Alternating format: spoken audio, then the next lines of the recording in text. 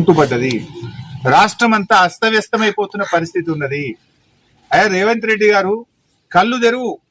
ఏం రివ్యూ చేస్తున్నావు? సెక్రటరియట్ కి పోతాడు, నెలకొక్కనాడు కూడా సెక్రటరియట్ పోతాడు రేవంత్ రెడ్డి. మరి ఏం చేస్తున్నాడు? నాకు అక్కడ ఢిల్లీకి హైదరాబాద్ విమానాలలో తిరుగుడికే సరిపోయినావు నువ్వు. నెలకొక్కనాడు కూడా సెక్రటరియట్ కి పోతలేడు. నెలకొక్క రోజు కూడా మరి ఏం జరుగుతుంది పల్లెటూర్లలో? నీ ఇంటెలిజెన్స్ ఏం చేస్తుంది? ఎంతసేపు పోలీసు వాళ్ళను హరీష్ రావును అరెస్ట్ చేయి, సుంతా లక్ష్మారెడ్డి మీద కేసు పెట్టు, కేటీఆర్ ను లోపలేయి, కౌశిక్ రెడ్డిని అరెస్ట్ చేయి, ఇదే ముచ్చట్నా నీకు? ఏం చేస్తుంది నీ ఇంటెలిజెన్స్? ఊర్లో పోన్న చెప్తలేరా నీకు? మీ మంత్రులు చెప్తలేరా నీకు? గ్రామ పంచాయతీ సఫాయి కార్మికులకు 3 నెలల జీతం రాకనే ముచ్చట నీ దాకా చేరతలేదా? ఏడ కూర్చుంటున్నావు నువ్వు? ఆ జూబ్లీ హిల్స్ ప్యాలెస్ లో కూర్చుంటేనో పోలీస్ కమాండ్ కంట్రోల్ రూమ్ లో కూర్చుంటే ఈ విషయాలు బయటకు రావు. బయటకు రా, నిజాలు తెలుసుకో. నేను ఎక్కడనో సాటుకు మాట్లాడతలేను, హైదరాబాద్ లా తెలంగాణ భవన్ లో కూర్చొని మాట్లాడతలేను.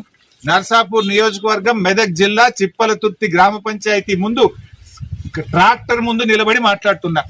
20 రోజుల నుంచి పక్కకున్న ట్రాక్టర్ ముందు, ఆ డ్రైవర్ ముందు, సఫాయి కార్మికుల ముందు వాళ్ళతో మాట్లాడి గ్రామ పంచాయతీ ముందు నిలబడి మాట్లాడుతా ఉన్నా.